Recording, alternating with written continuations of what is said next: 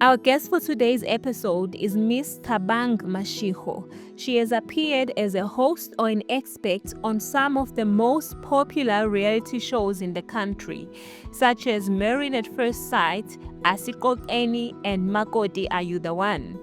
She is a globally recognized individual and relationship therapist, a speaker, and an entrepreneur. She is known for transforming lives by addressing the roots of psychological trauma and emotional wounds. Welcome, guys. This is an all-new episode. This is the safe place to land, where we talk about issues relating to mental and emotional wellness in the safety of God's love. So today we have a very special guest, a therapist that you have seen probably on television, Ms Thabang Mashigo, and she's going to be guiding us through the conversation that we are going to be talking about today. We are talking about a topic that everyone will know and have experienced: infidelity, commonly known as cheating. Thank you so much for coming today. Thank you so much, sis. Really appreciate it. Yeah. Let me tell you where I first met you. Okay. I think it's a good way to break that. So I saw you on a show in Zanzi Magic, a show called Makoti Are You the One? Yes. And you were having a session with two ladies who were struggling to get along with one another. And I was so amazed by how you were able to direct them to a place where they can connect and find a sense of common ground as women. Sure. And that was so empowering to watch for me, because I was like, it's not an easy thing to do, especially when you're doing it on TV, because people are in their heads. They are worried about their characters. You know, there's a set that was created before they sat down with you for the session. Yeah. So it's hard for them to go deep, you know, and talk about issues that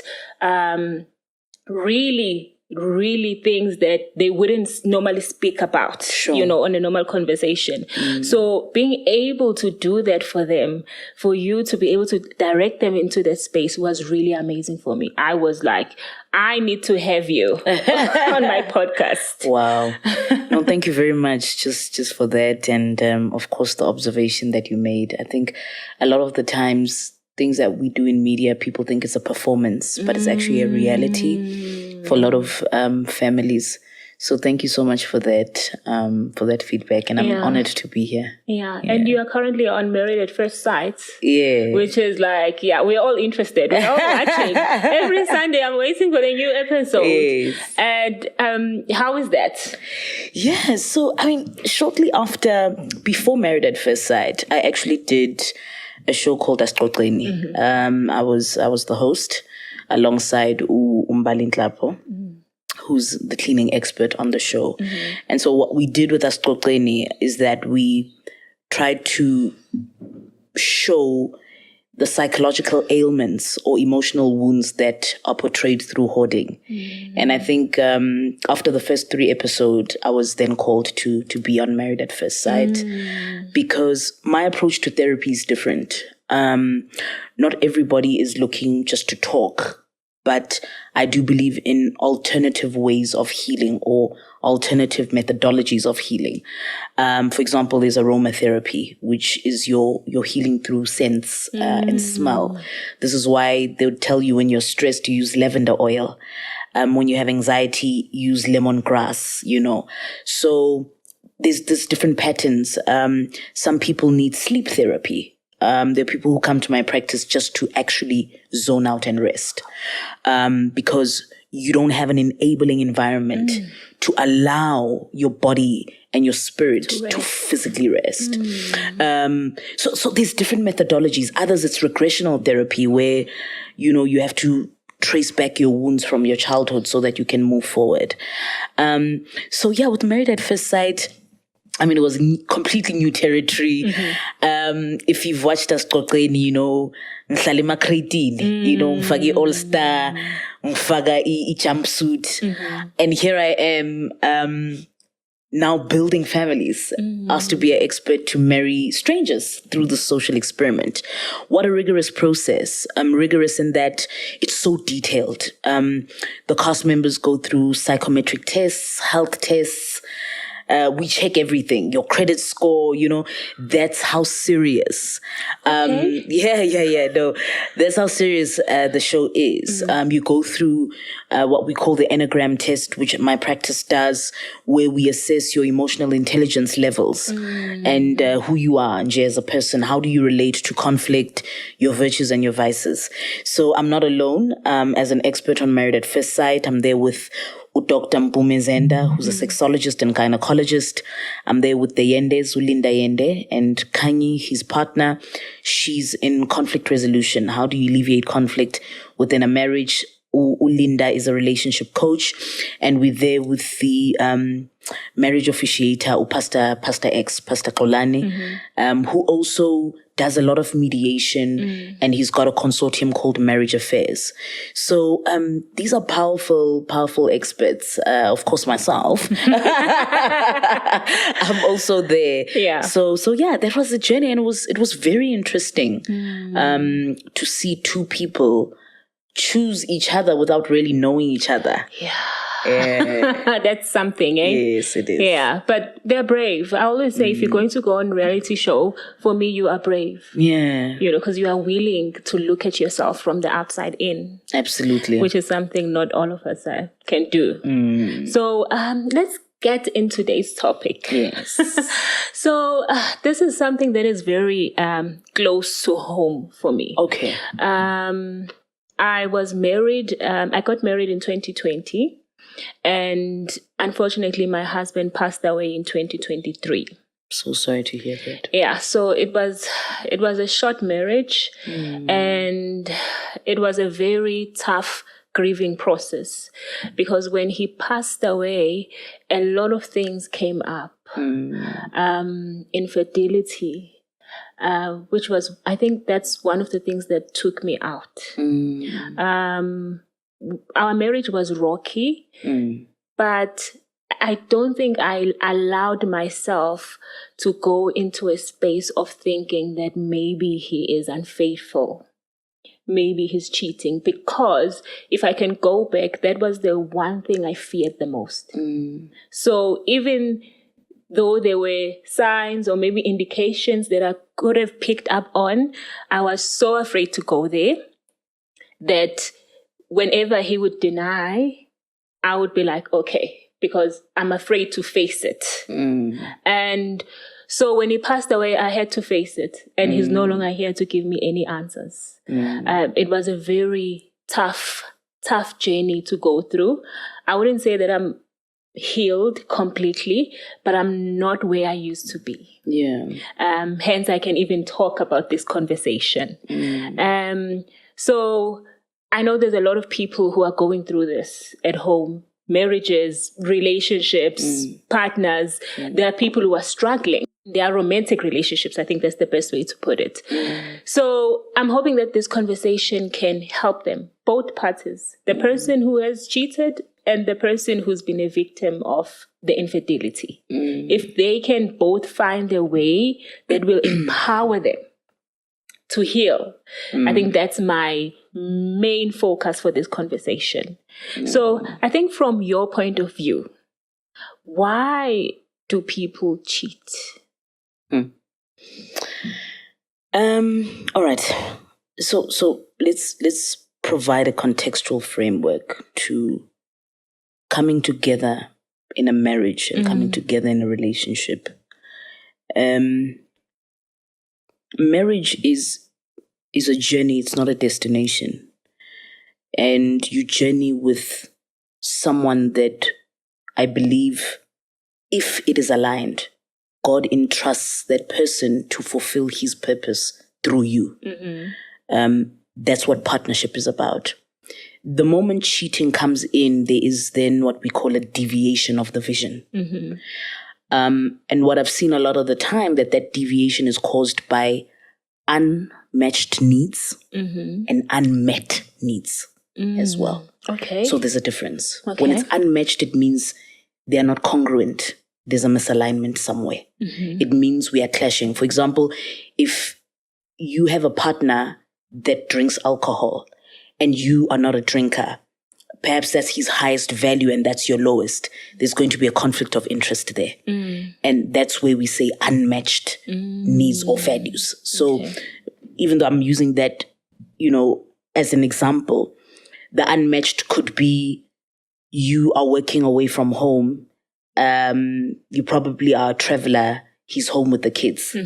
And he'll probably need somebody there to engage with companionship and so forth. I'm just making examples from the top of my head. And maybe you are unable to fulfill or match the needs required in that marriage or in that relationship. Unmet needs is then deliberate. It's then when we say there is a difference between control and commitment in a relationship and in a marriage. We see a lot of the times that if people fail to stay, especially when things become difficult, when the commitment starts reducing, it means there's something that is unmet there. Meaning, my expectations. You know what I need, but you're just not willing to give it to me. So sometimes we, without a fear of contradiction, we see that people move away from it because of a needs point of view. They're not being met or they're not being communicated. So yeah, I'll leave it at that for now. Yeah, it's tough. It's one of the reasons, by the way. One of the reasons. I think most of the time we feel that when we get married, we are locked. It's just about having a husband and having a wife, and it becomes too mechanical. And this is why people struggle. I really believe, and I'd say to my clients that, guys, your marriage is not church. Your marriage is not religion. Your marriage should not even be the vision of what your family that you come from says it should be. When you come with a person, you don't just marry a husband, you marry an individual. You don't just marry a wife, you marry a person. So you've got to have an understanding of each other first. And most of the time, like why I'm saying I'm not one to soothe people. Facts are facts. Sometimes men just feel that I'm going to get married because, I can get a business deal. Stability looks good on me. And that's the truth. When you go into the golf field or into the boardroom, the moment they see a ring and they know that you have a family, it means you can be trusted with bigger things. You represent stability, right? So some people, I think our mechanical approach to marriage becomes a problem. And then we condone cheating, and cheating is a form of betrayal. It's not about you sleeping with somebody else. It's about what else can you risk my life with if you are able to bring another energy, another source, another human being with experiences, with baggages, with things into our space, into our environment. Yini esidonsa ngaphandle esizoyiletha la kulo mndeni. So it's an act of betrayal more than anything, not just from a sexual perspective, but even from a purpose perspective. There are people who you meet in your life, Sisi, and when they come into your space, all of a sudden you become broke. It's the energy that they bring into your space.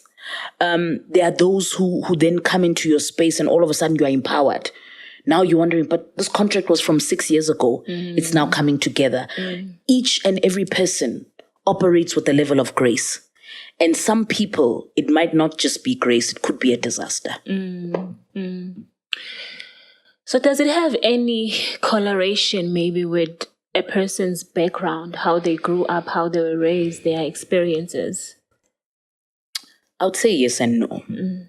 Yes, in that how you were raised will tell me the adult that you are, right? Or rather, maybe let's put it this way, the adult that you are will tell me how you were raised. From a behavior point of view, from a thinking point of view, etc., etc. So when you are a child and you have parents who are married, or whatever that you are a product of, you become. Because if you are a product of divorce, you never saw a demonstration of a healthy marriage. So it's easy for you to walk away in any relationship. You didn't see your mom or dad fight for this cause. So it's easy for you later in your life to leave because you don't know what it means to compromise, perhaps, or to fight for a worthy cause. Right? Example of you growing up where it's a nuclear family. There's husband and wife, mom, dad, nisendli nonke. They could be married for 35 years, but there's a lot of things that happen in the marriage that affected you as a child, which is what we call traumas. That's where they start. So you could come from that household, but then your father has got kids outside of the marriage. Your father cheated. And you saw your mom just tolerate that. And so as a boy child, you think this is what love looks like. This is what a man should do.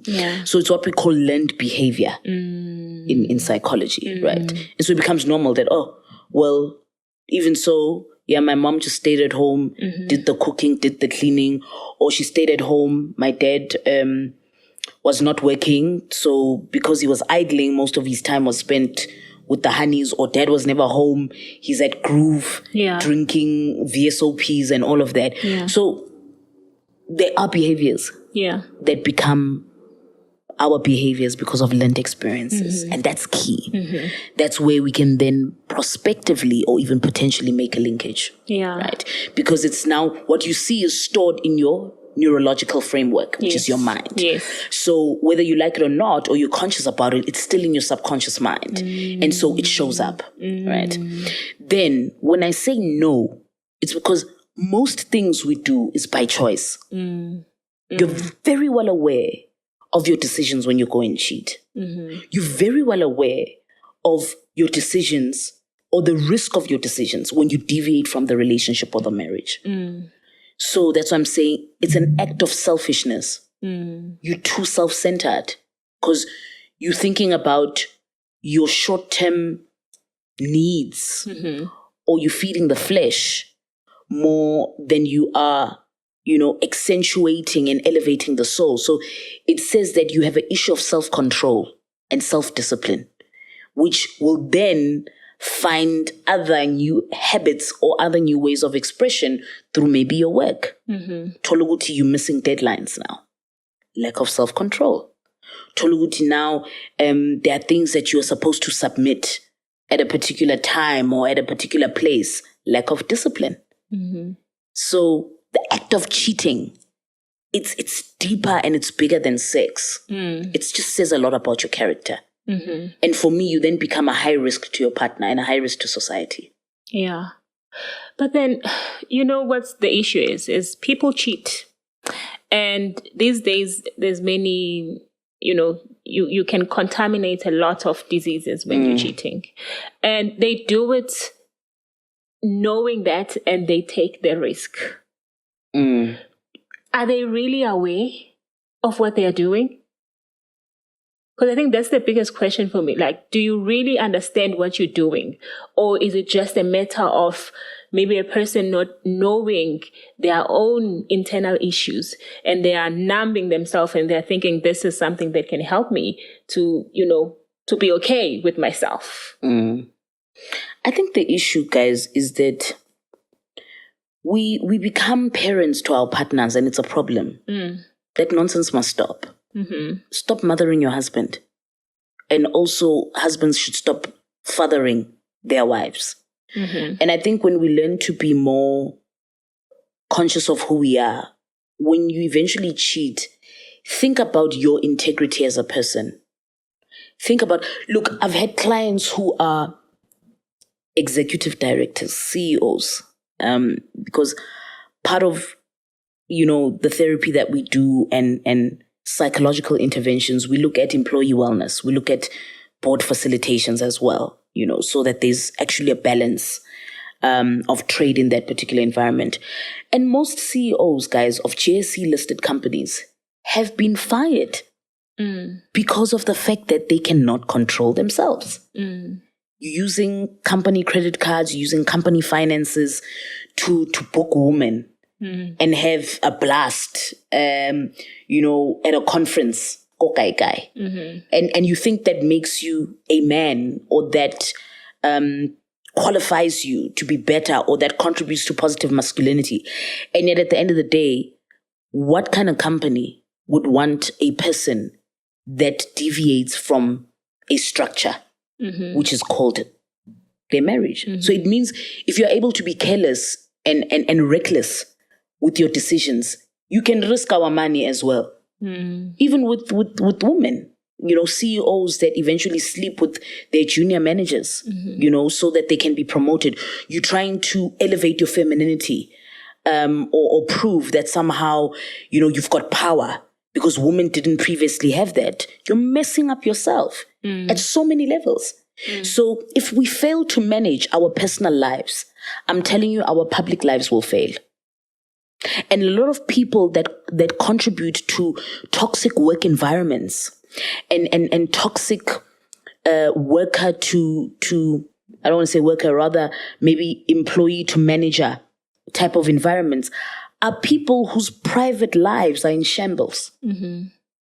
So I don't condone cheating as an act and as a behavior, but I also think when the cheating happens, you've got to go to the grassroots level of the problem. Yeah. What made him or her deviate in the first place from the relationship? So it's easy to say, I know he cheated, that's wrong, it's unbiblical, it's not moral. But what are the things that you are doing in the house that are causing this deviation as well? Because it takes two to tango. Fortunately or unfortunately. So I think when the cheating happens, it gives an opportunity to have difficult conversations, but respectfully. That's what we need to do. So when someone decides to step out, I think for me, you might think, I know my wife, she'll stay home with the kids. At the end of the day, it messes you up as a person, because people no longer respect you. Yeah. They don't respect you. All of a sudden, now you won't be getting deals. And you don't respect yourself also. Exactly. It's a personal thing more than anything else. Exactly. So I think leading to the question, because people will tell you, will give you, men or even women who cheat, they will give you many reasons why they do it. You were not able to do this as a partner. You didn't meet my needs. You didn't follow up on this. Is there a reason for people to cheat? Is there really a reason, or is it just a personal thing? No, it is a personal thing. Yeah. I mean, really, if I'm not meeting your needs as my partner, why don't we sit down and talk about it? Let's communicate. And if we don't communicate and there is no resolution, then leave. Why don't you leave? And I think that means you are a coward. If my truth, or if your truth no longer stands with me, let's part ways. Divorce, deviation of the vision. Yeah. We are no longer aligned. Yeah. The spine is out of balance. Now we are limping, or we are on crutches, or we are in a wheelchair. Let's leave. So by choosing to stay, you are choosing to then go against your vows by breaking a person and not building them. Yeah. And if you are smart enough, then you know you are accountable to God. And if you believe, if we take it further, you're accountable to that person's ancestors. Now you don't understand, when you leave this woman or you leave this man after your act, your things crumble. Because you were operating on a grace that's not yours. Maybe it's your wife's prayer that caused those businesses to stand. Maybe it's your husband's protection that made sure that you didn't have accidents.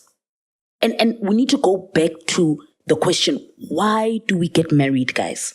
Yeah. Why? Rather, don't get into a serious relationship or marry somebody if you're still willing to be a child. But the problem is, even before people get married, they are cheaters already. They are cheating already.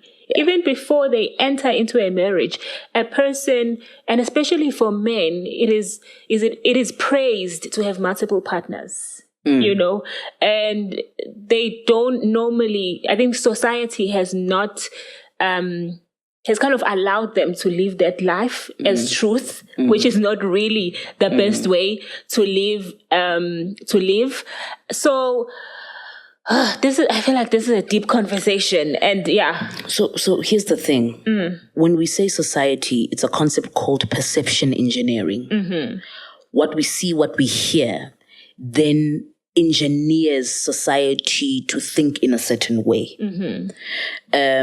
This is why from music videos to songs, women are objectified and reduced to how big are your boobs? Do you have an hourglass body? Do you have a flat stomach? How straight are your teeth? And this is colonial. And this is why I'm so grateful that God gave me a chance to study politics and psychology, because colonialism was mastered or built on perception engineering, where it wasn't just Black people, being dehumanized. And it wasn't just ideologies that were created for our degradation as Africans, to think that we are inferior, to think that we are not enough, to think that we don't belong. It then became sexualized because you are not born a gender, you are born a sex. There's a difference.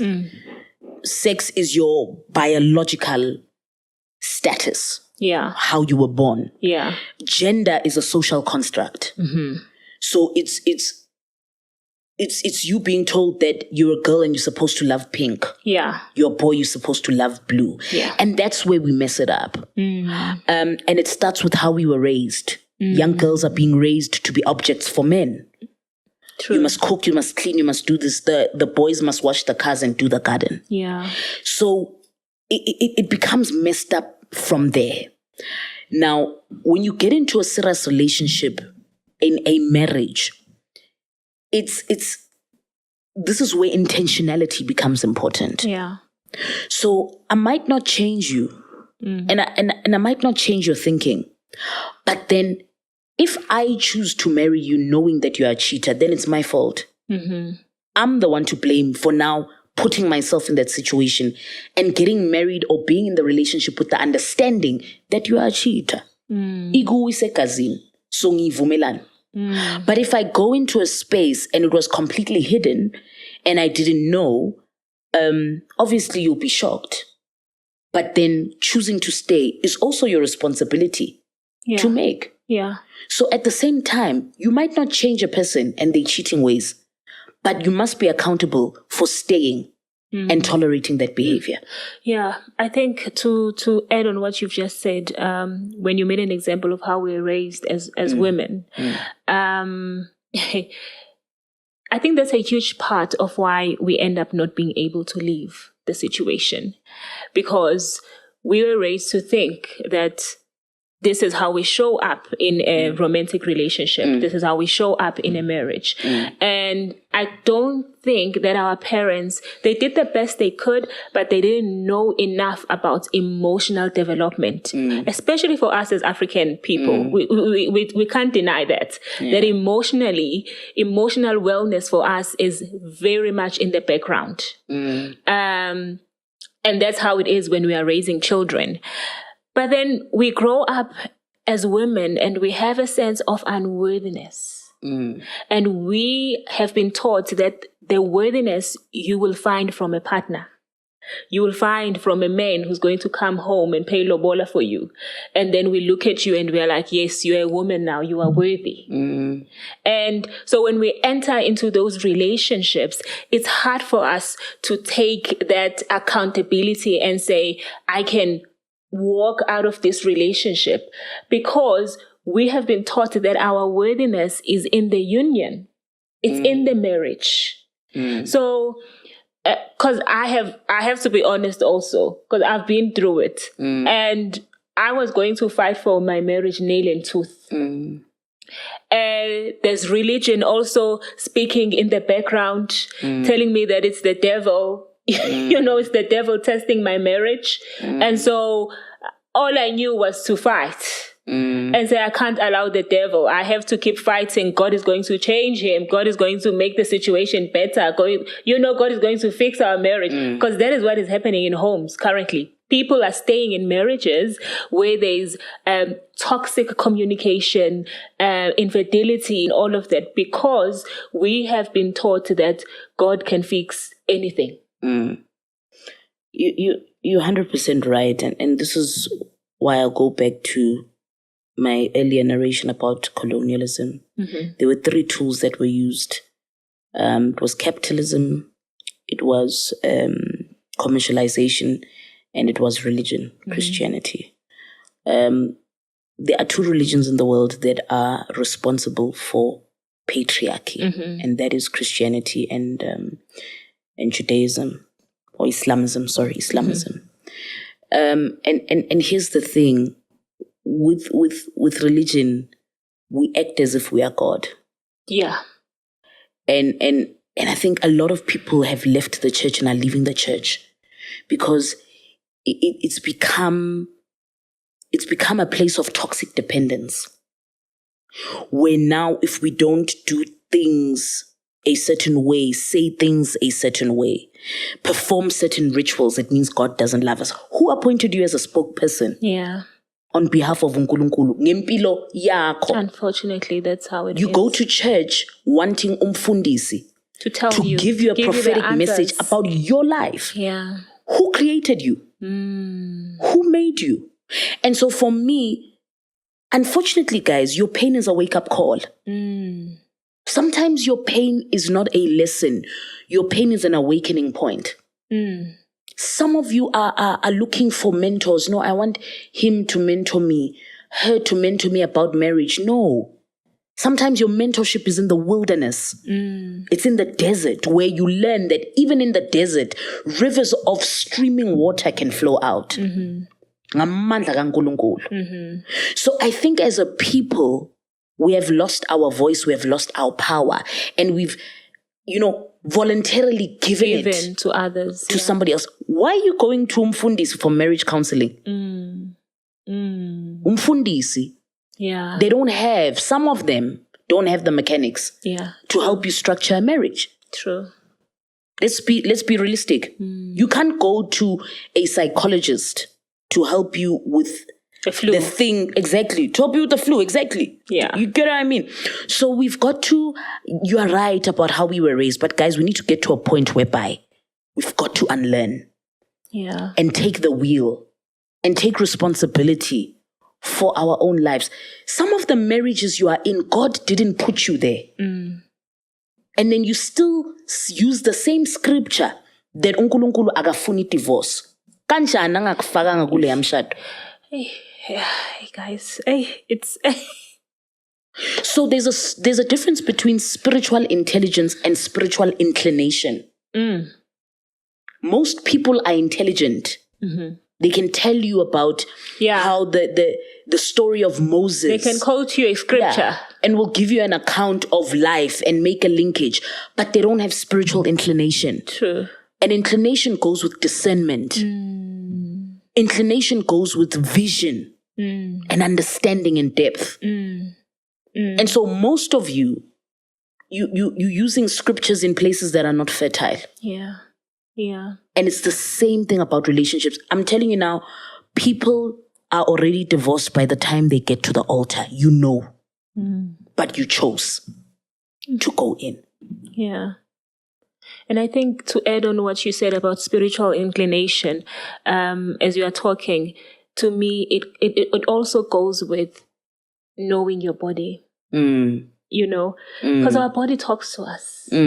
We have gut feelings, we have intuitions. And because we are so busy in this world with all the information, we are not even able to access that source of knowledge that is within us. That gift that we were given to say, you can make a decision just by being by yourself and talking to yourself and listening to that inner voice that you have.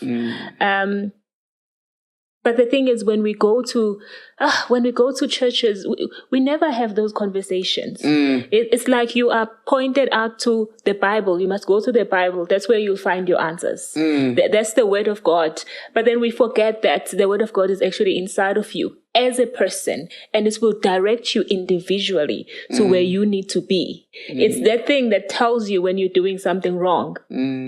Because most of us, we know when we're doing something that is wrong. We're just maybe not empowered enough to overcome that habit or to change what we've done for so long. I can agree. Yeah. So it leads me to the next question. They say once a cheater, always a cheater. What are your thoughts on that? Can a person change? Yazi guys, siyathanda ukuthatha izinto zasestradini bese sizifaka ngesilungu. But anyway,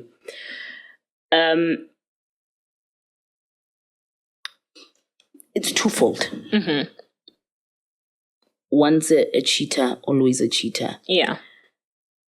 Until you are mature enough to change and understand not what you did, but the impact of what you did. If you realize that your cheating has broken the family, your cheating has caused you to be broke, your cheating has, and if you are able to sit down with yourself and adjudicate the outcomes and the results and the impact of that act, and you then make a decision about yourself that this is not the life I want to lead.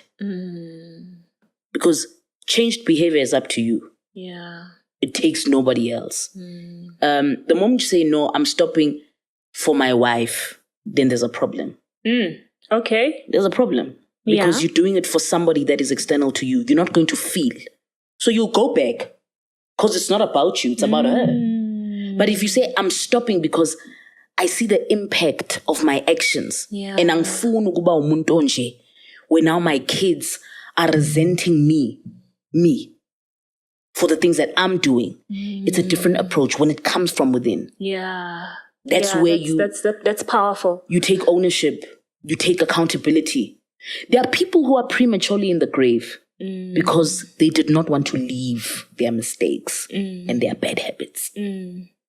It has cost them death. There are people who used to be billionaires, millionaires. Let me just even bring it home. There was recently a caption that was trending about a CEO of about a 1,400 company in the US.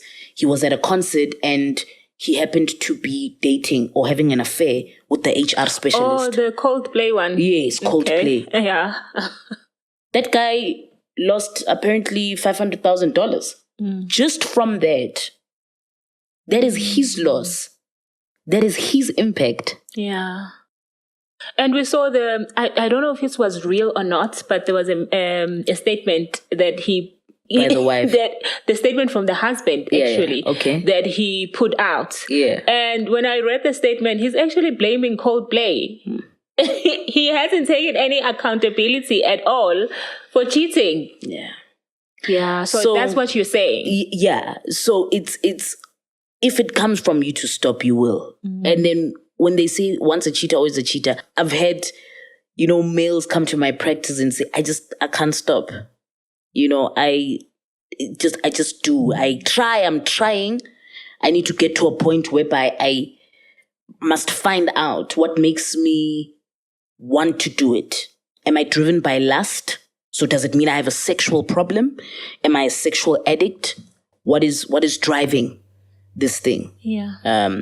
So that's what I'm saying. It really is a subjective thing. Yeah. But if you choose to stay after cheating, then there's got to be a conversation to be had in depth.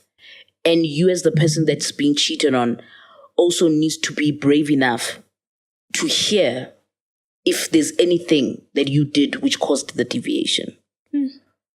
Because sometimes it does happen. Yeah. Okay, that's hard to take in. It is. It's hard to take in. It's real. Khona amadoda abachikiwayo mabafika endlini.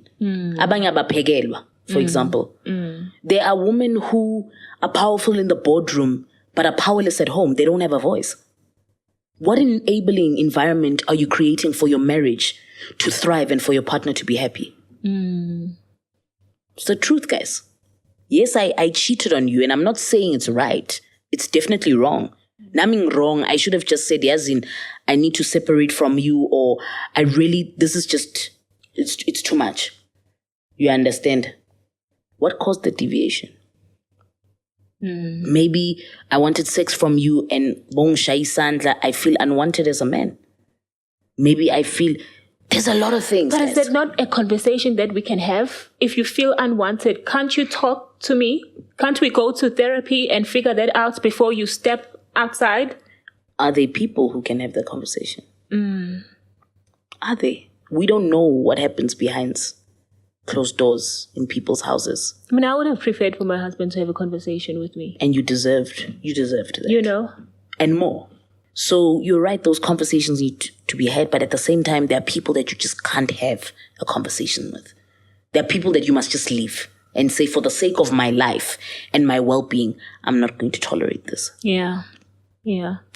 I think it leads me to the next question, because I'm like, we spoke about this, that infidelity comes with a lot. There's lying, there's deception, there's gaslighting. Yeah. There's a lot that goes into it. There's manipulation, you know. So let's say when do you know if this is something you can work on or if you should walk away?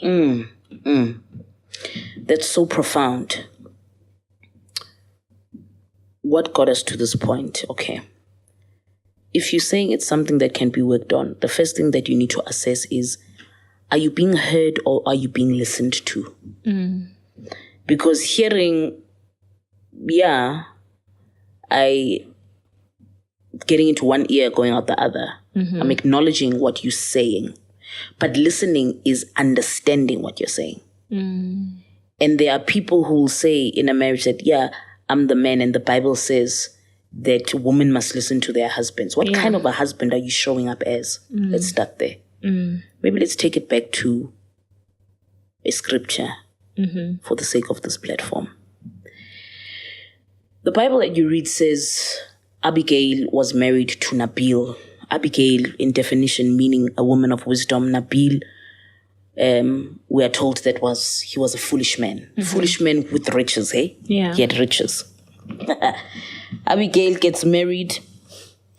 She's then called a barren woman because after years of being married, cannot, but she does not give birth. Comes along David, who then meets Nabil, on site, whether they were hunting or whatever that was going on. I'm not a pastor, so you'll excuse, the viewers will excuse me. I'm going to remix this. They meet, and all of a sudden, there's an urge for David to kill Nabil because of how he answered David at the time. I think there was a request that came in that, no, I need a place to sleep or I need food or whatever. And Nabil just answered very carelessly. But then the voice of the Lord says to David, don't kill this man because the blessing that I have in store for your kingdom, not for you. The blessing that I have in store for your kingdom, because remember, he was a king, cannot afford you to have blood on your hands. So I'll handle this. Abigail, having heard what Nabil had done to offend a king, then says, no, come and I will prepare a meal and I will do whatever. I'm so sorry for my husband's behavior at the time. And then the next time Nabil goes back into the wood and he gets killed. David in that moment sees the blessing that God was talking about to say, no, man, here's a queen that is fit for my kingdom. And when they came together and got married, it's when Abigail's womb opened up. So where she was called a barren woman, it's not because she had the inability to give birth. It's because a generation of wisdom and queendom could not birth foolishness. So her seed could not come together with the foolishness of a man. And that's why God closed her womb at the time. So that she could not give birth to a foolish generation. You got to go back into your life. Hore, do you have a Nabil or do you have a David? Because a David in his decision will show up differently when it comes to working on your marriage. And the tone will be different. The demonstration through his actions will be different. The intentionality will not be questioned. And that's when you know that I can forgive this act but I won't forget it because here are the results of the act, which is the impact. Some people have stayed in marriages where now there's a child. It's a lifetime of forgiveness because here's a child that is from your husband's bloodline, not yours. And you've got to integrate this child into the system. But because you're a mother and you have a womb, you choose to show up differently. Right? Yeah. So there are signs that you will see. Or, here, let's give it another try.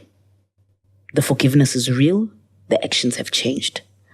And where you could see that this is not going to work out or there's no recovery from this is when somebody continues with their behavior as a sign of disrespect to you. It means they don't see you. You're not seen, you're not heard, and you're not valued. Why would you choose to dishonor yourself so much to that level to continue to accept disrespect? So, Yeah. That's how you... Yeah, I think also sometimes the thoughts of divorce can be overwhelming. So I think to help people out is for them to understand that it doesn't just mean instant divorce. There can be a period of separation. Yeah. Where you're 100%. giving each other space. Yeah. And in that separation, each person is working on themselves. Yes. I think that's what the problem is. People separate and they stay on different sides of the corners and they are pointing at each other. This is what you did. This is what you did. And none of them are actually putting in the personal growth that needs to happen in order for things to change in a marriage. 100%. If I can give you one more example about the cost of not evolving with your partner or changing according to the seasons that happen. Because remember, you are building an ecosystem or you have an ecosystem with this person. The moment you step out, you're opening for parasites to come in.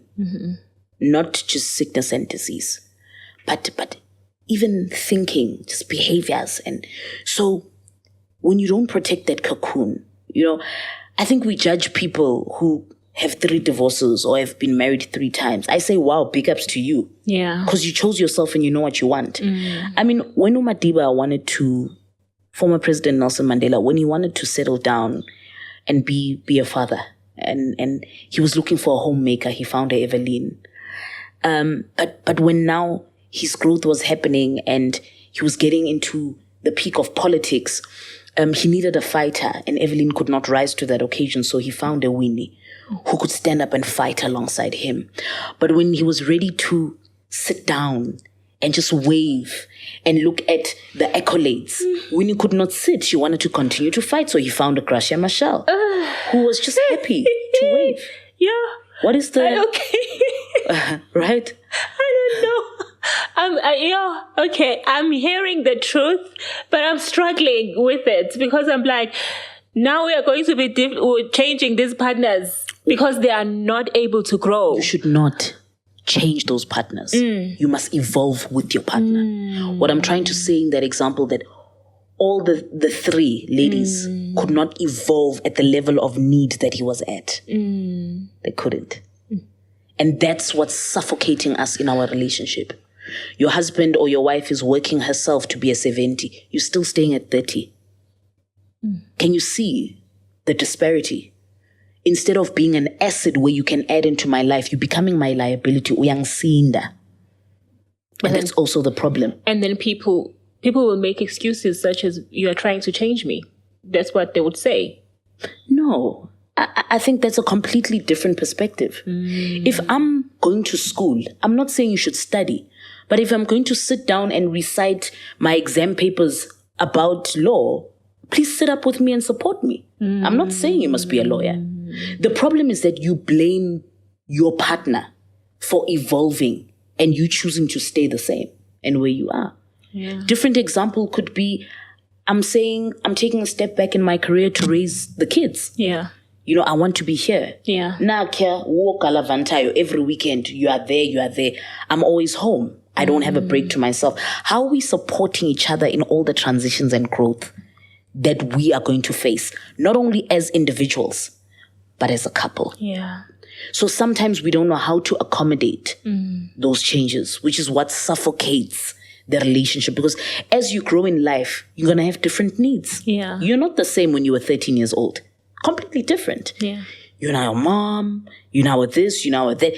Things change and things happen. Yeah. But are we evolving together? I received that. You know? I hear you. So half of the time we're not. Yeah. Which then causes once again. You mentioned David. Well, David was a polygamist. He was. Yeah, he was. What are your thoughts on people thinking that polygamy is a way to solve infidelity in their relationships? I think it brings disrespect to the originators of polygamy. Let me just say from a cultural point of view. If you look at, in previous years, masektiwa umfazi uyathathwa, the first wife would be for the family, the second wife would be for the husband, the third wife. So each woman has a role and a purpose to play, right? Ukwandisa umndeni, for example. So there's a cultural basis and understanding of polygamy. And I think it's another discussion to have in comparison to religion, which is, I don't even want to get into that. But the moment it's now used as an excuse for infidelity, then it just shows how messed up you are as a person. You're trying to hide your ill behavior into something that has been well respected or acknowledged in African culture. I mean, look, in West Africa, you find women who are doing the same as Abo Queen Mujaji, who had asexual marriages, right? So Queen Mujaji and alongside other women now, as I said in West Africa, would marry women, right? But doesn't mean they are lesbian. Would marry women because in some countries, as a young woman, or if you are, for example, a widow, they don't believe that you must have your husband's assets. Or sometimes they don't believe that you should have rights to land or ownership of land. So the queen or the matriarch in that particular community would then marry, a woman to say, no, you can have a child with so-and-so, but it will be my child. And that's where you see, we call it polyandry in that context. So polyandry and polygamy exist for a myriad of reasons. Others it's financial, others it's for bigger families, etc., etc. But infidelity is infidelity. It cannot be disguised as polygamy. Yeah. It should not be disguised as polygamy, actually, because it's two different things. One is a different approach to a structure, which is married. It's also practiced in the United States and Australia. There's so many shows now, TLC, that have that. Sister Wives, right? And one is a behavior issue. Just means you lack self-control, right? So they're two different things. If it's disguised, you have a problem. Okay. So how can people heal? Let's say you've been through infidelity. And we know as women, I can speak for myself, it touches on your self-esteem. It touches on, you question how you look, you compare yourself to the other women, and we do all of those things. So how can we heal? Which steps do we need to take in order to overcome, the trauma that we've been through? I think you've got to stop hiding. There's a difference between healing and hiding. When we hide, we see the facts for the taking. They are there. But we're willing to be broken by our silence. So we've got to stop hiding. That's number one. Two, you've also got to stop being bonded to because sometimes we're bonded to a person, but we don't realize that we're actually bonded to a cycle. So get rid of a cycle of accepting betrayal, accepting things that tarnish and affect your self-esteem. Thirdly, for me, when cheating happens, don't ever think it's a reflection of you, the one who's being cheated on. It's a reflection of the person. So you shouldn't take ownership of actions that you didn't. He left or she left. you didn't. They left you here. So the moment it becomes a reflection of what have I done? Or maybe there's somewhere that I am lacking. Yeah. You are completely losing the plot. It's not about you. It's about the person that cheated on you. Yeah. And they must tell you what their issue is. So I would say pour back into yourself. Set boundaries in the marriage and in the relationship. If you feel that trust is lost, then communicate that and set mechanisms that are going to help you rebuild that trust. That's if you want to stay. But if you stay as well, it's also not nice for you to drag that, in every fight, even when we're having don't forget you cheated on me. Yeah. There's still resentment there. Yeah, there's still resentment. So also just give yourself time and let your partner know what is it that you need to be able to not just heal, but recover. Because we're so quick to say, I forgive you, but you haven't recovered from the impact of those actions, right? But I think for me, the biggest thing is to learn to pour back into yourself. Come back to you. Because at times we just take somebody and we make them our world and we make them our God until something happens that God himself reminds you that this is yet a mere human being. So pour back into yourself, put boundaries in the relationship, and also continue to do what makes you happy. Because if you are not happy, then you won't be able to contribute fully in the marriage. But when you're cheated on, it's not about you, the person that's being cheated on. It's about the individual that's doing the act. And they need to face themselves. I know you've mentioned this, but since we're closing, I also want to ask, what can the person who has been the cheater, what steps can they take to overcome that if they are willing? If they've come to that space that you spoke about earlier of inner willingness to change, what can they do in order to heal themselves and move forward so that it doesn't become their identity and the way, because sometimes people stay cheating because they've believed it, that this is how I am, this is how I'll always be. So what can they do in order to change that habit? Sure. It starts with that identity of self. Ukuthi wena Tabang or wena uSibusiso uzibona kanjani. And the way you see yourself is how you show up. So it really does depend on what do you want in your life. Yes, there are others who we could say, I have an addiction. And then you seek ways to alleviate that and to resolve that. I'm addicted to porn, or I'm addicted to this and this and that. You seek clinical help because now you know that it's an addiction that's got to do with your dopamine, your mind, your neurology, and all of that, right? Or neurological framework. Your brain has to be recalibrated somehow. And then you find those that it's just a matter of, bengkang, I need to mature up a bit because now I know that where I'm going, the kind of businesswoman or the businessman I want, there are certain things that I need to forego. So it really is. But the first thing is you've got to take accountability for your actions and the people that you've hurt in the process and be honest. I think even if the truth is painful, but be the bravery, or have the bravery rather, to say it like it is. And I think you'll be more respected if you are honest enough with your actions than remaining in silence. Yeah. All right. Yeah, it's been quite a conversation. Are you available for consultation? Where can people find you? Yes. So on social media, Twitter is @realtmashigo. I don't have a Twitter voice, but anyway, I'm there. Instagram, it's Tabang_Mashigo, and it's Mashigo with the I.